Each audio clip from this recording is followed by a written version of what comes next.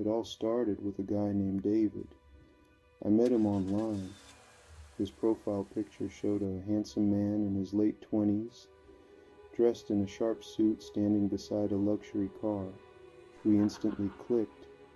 Our conversations felt natural, as if we had known each other for years. He seemed perfect, and after weeks of talking, we decided to meet in person. He said he was coming to town for business and was excited to meet me.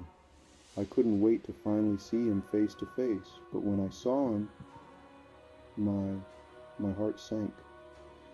The man who walked in wasn't even close to the person I had been talking to. He was at least 15 years older than the photos he'd posted. His clothes were wrinkled, and his hair, nothing like the polished look he had in his pictures. I thought maybe he had been having a rough day, or there had been some mistake. He sat down and began talking, but what he said made my stomach turn. He casually mentioned how he liked to pick up younger women because they don't ask too many questions.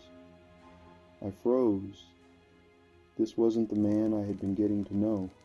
My gut was screaming at me to leave, but I tried to keep it together. That's when he suggested we go back to his hotel. I was horrified.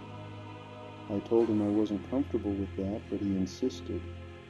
I pretended to get an emergency call and quickly left the cafe, feeling like I had just dodged a bullet. The next day, I found out that his profile pictures weren't even his. He had stolen them from a model's Instagram. I couldn't shake the feeling that maybe, just maybe, he had been watching me the entire time.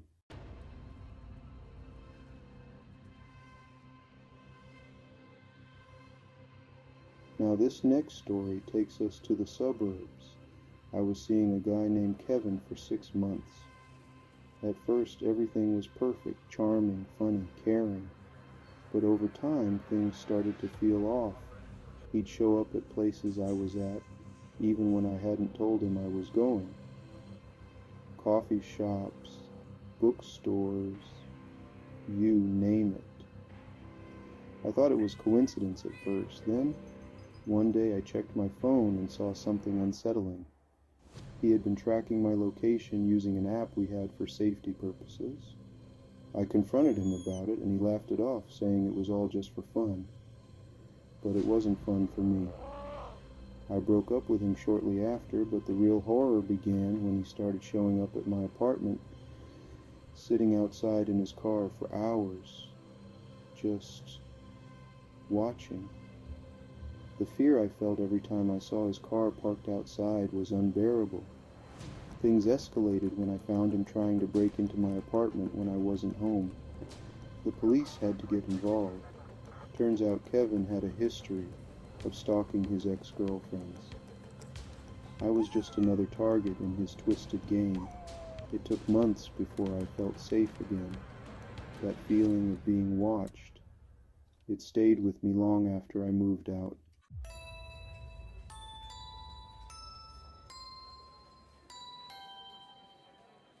This next story is about a man named Alex who seemed perfect.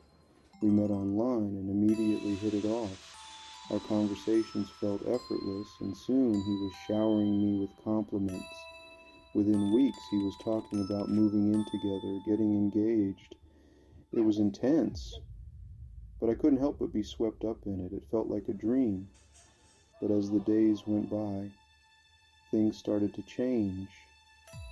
He began insisting on knowing where I was at all times, asking why I hadn't replied to his messages right away.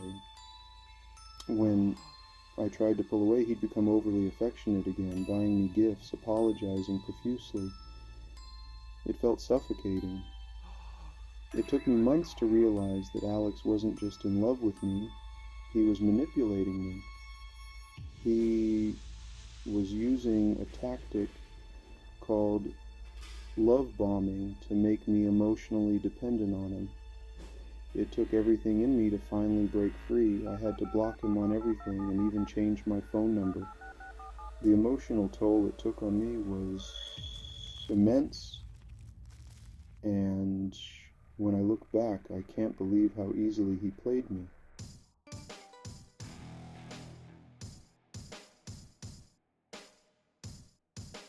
I had been talking to a guy on Tinder for a while. He seemed perfect, an entrepreneur, ambitious, successful. When we met in person, he looked even better than his pictures. He had everything, the expensive watch, the flashy car. Everything about him screamed success. But then he started talking about an investment opportunity, something that would change my life. All I had to do was invest a few $1,000s and he'd make sure it paid off big time. I was skeptical, but he was so convincing. He even had contracts ready. I decided to take a step back, and after researching, I discovered it was all a scam. He was targeting women on dating apps, luring them in with his charm and then asking for money. I blocked him immediately, but the realization of how easily he manipulated me, it shook me to my core.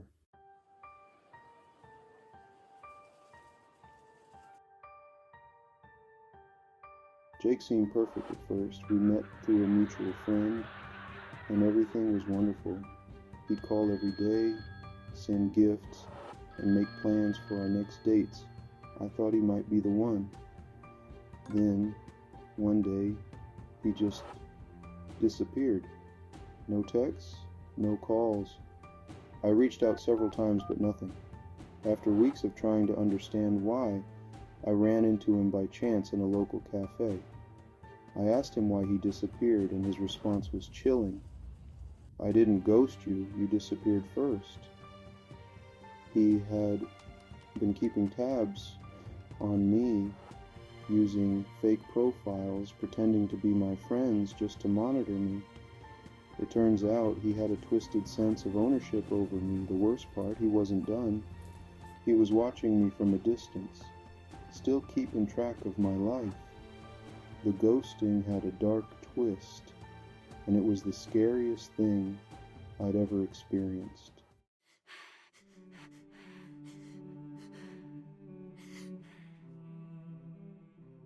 These are just a few of the real-life dating horrors people have faced.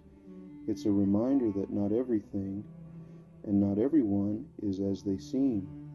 Whether it's a catfish, a stalker, or a manipulative lover, the truth can be far darker than we ever expect. Always trust your instincts, protect yourself, and remember, not everyone you meet is who they say they are. Thanks for watching. Stay safe out there.